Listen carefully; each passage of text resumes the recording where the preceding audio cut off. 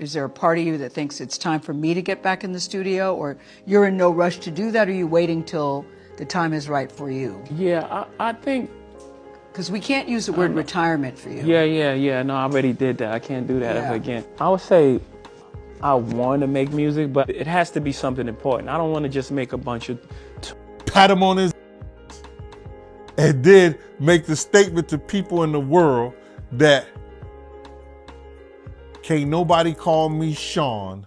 That Tupac is coming back this year and stuff. Well, I've been back. The digital world just witnessed something that shouldn't even be possible. Social media platforms are melting under the sheer weight of a single name, Tupac Shakur. Not as a memory, not as a tribute, but as a living, breathing hurricane about to tear through 2 decades of carefully constructed lies, the biggest scandal hip-hop has ever seen. Forget Hollywood meltdowns. Forget celebrity drama. What's happening right now makes everything else look like playground gossip. Because the whispers aren't just suggesting that hip-hop's most legendary figure survived his Vegas shooting, they are screaming that he's been plotting revenge from Cuban exile for nearly 30 years. The hashtags tell the whole story. #Diddy exposed and #JZ secrets aren't just trending, they are dominating every feed, crushing Kardashian coverage and celebrity divorces like digital tsunamis. Twitter's servers are struggling. TikTok is flooded with shaky videos. Instagram has turned into a battleground where conspiracy theorists and skeptics hurl evidence back and forth like grenades. But this isn't just another internet phenomenon. This is different. This is dangerous. Because the claims aren't coming from random accounts or attention-hungry trolls, they are coming from industry insiders, former bodyguards, and people who actually knew the players in this deadly game. Veterans of the hip-hop wars are breaking decades of silence, whispering about Cuban safe houses, government protection, and evidence that could obliterate 2 of music's biggest empires. The central claim is nuclear in its simplicity. Tupac Shakur didn't die in 1996. He disappeared. He strategically vanished into the shadows, shielded by Castro's inner circle, gathering ammunition against the enemies who tried to kill him. And now, with Jay-Z and Diddy more vulnerable than they've ever been, he's allegedly ready to detonate 30 years of carefully guarded secrets. The question keeping industry executives awake at night isn't whether this is true, it's what happens to hip-hop's power structure if the world believes it's true. Because in the court of public opinion, belief is often more powerful than facts. And the Cuba theory isn't just wild speculation. It's built on family ties that run deeper than most people realize. Tupac's aunt, Assata Shakur, has lived in Cuban asylum since 1984, after escaping from a New Jersey prison. She was a legendary figure in the Black Liberation Army and the Black Panthers, exactly the kind of revolutionary Castro's government loved to protect as a middle finger to American authority. Being like, slavery's bad, slavery's down, bad whitey, bad whitey. I mean, all right, let's stop that. And everybody's smart enough to know that, I mean, we've been slighted, and we won't. Think about the timeline. September 1996, Tupac is shot in Las Vegas. The official story says he dies 6 days later. But conspiracy theorists point to disturbing gaps in the narrative.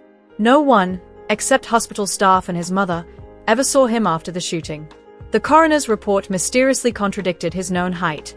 The funeral worker who allegedly handled his cremation vanished without a trace immediately afterward.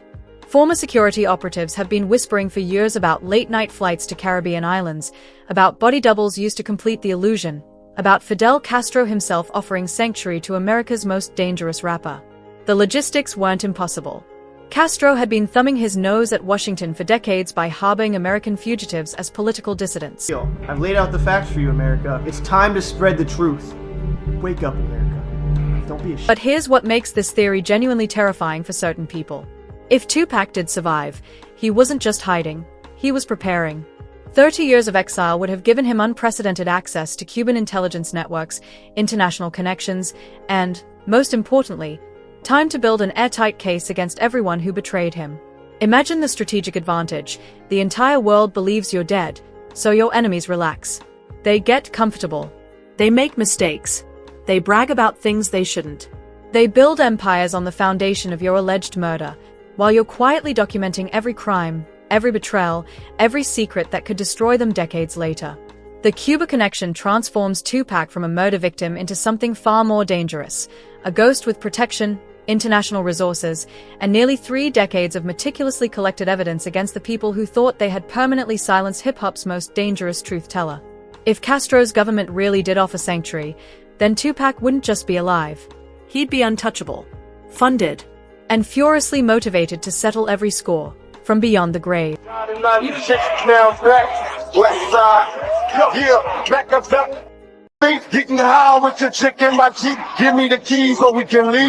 Even those closest to the heart of hip-hop's greatest mystery have stoked the flames of the Tupac in Cuba theory.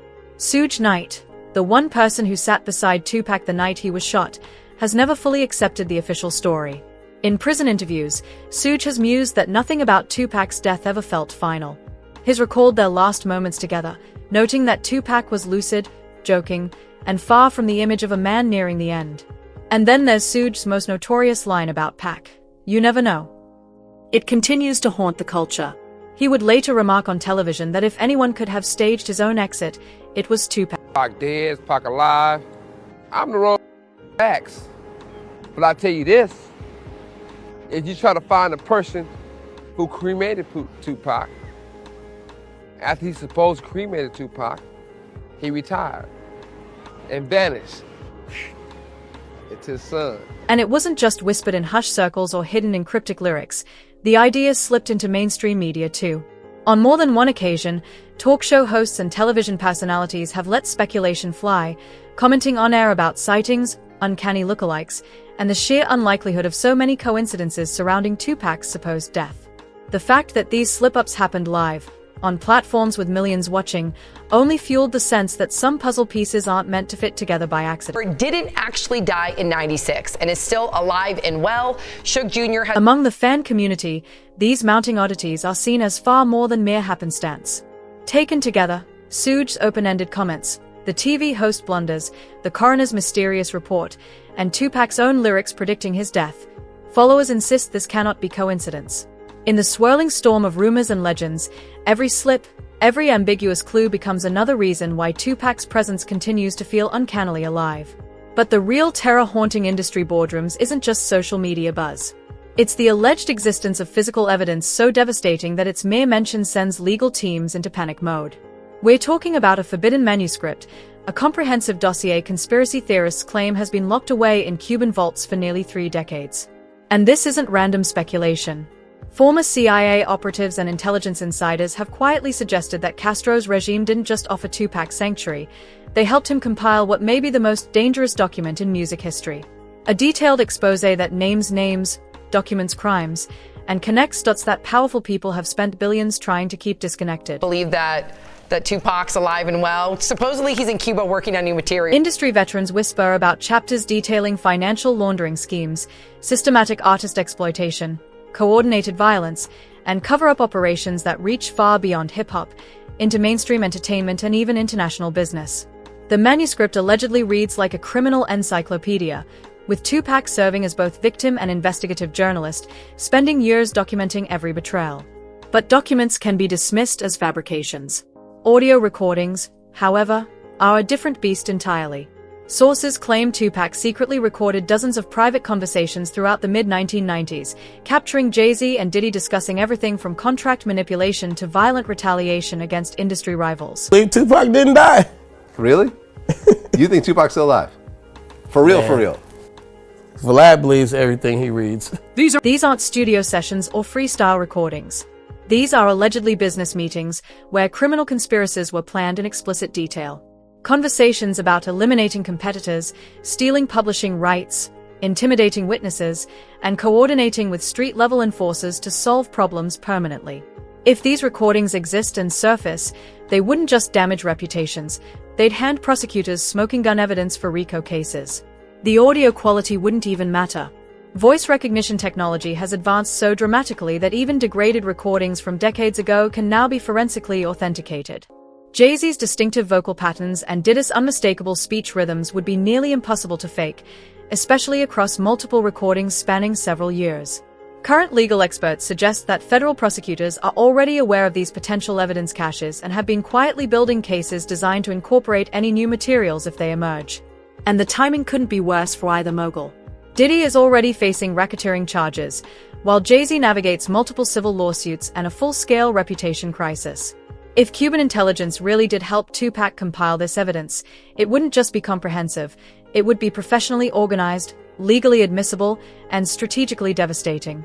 Organization-backed intelligence gathering creates evidence courts take seriously, especially when it involves American citizens allegedly committing crimes on international soil. The ultimate nightmare scenario? Tupac doesn't return as a rapper seeking revenge. He returns as a state-protected witness, armed with government-validated evidence capable of triggering the largest criminal investigation in entertainment history. And the timing of these Tupac resurrection claims? No coincidence. This feels like strategic psychological warfare, launched at the exact moment when both Jay-Z and Diddy are most vulnerable to additional scandals.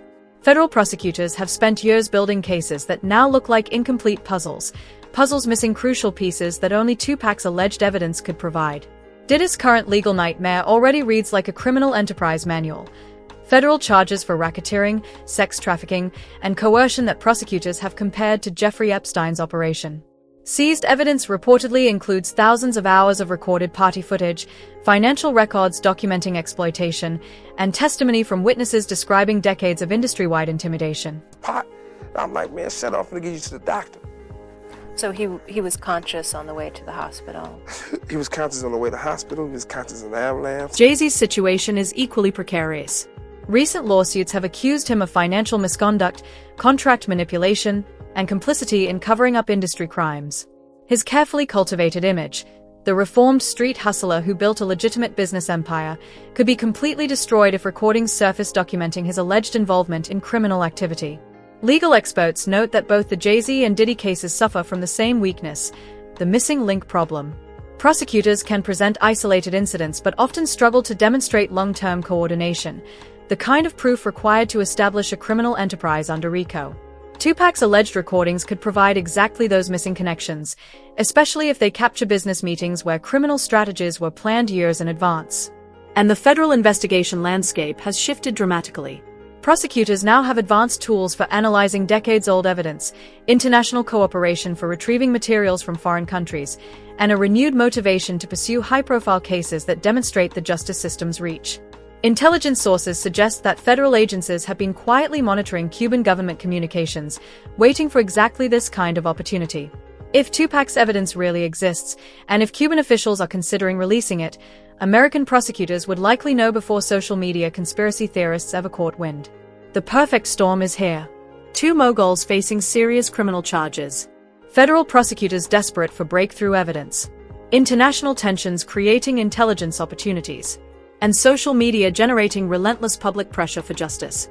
Whether Tupac is alive or not, the legal vulnerability is very real. But the most damning evidence supporting the Tupac survival theory comes from Suge Knight himself, the one man who was actually there when the bullets flew. And his prison testimony reveals disturbing inconsistencies that suggest something far more sinister than a random drive-by shooting.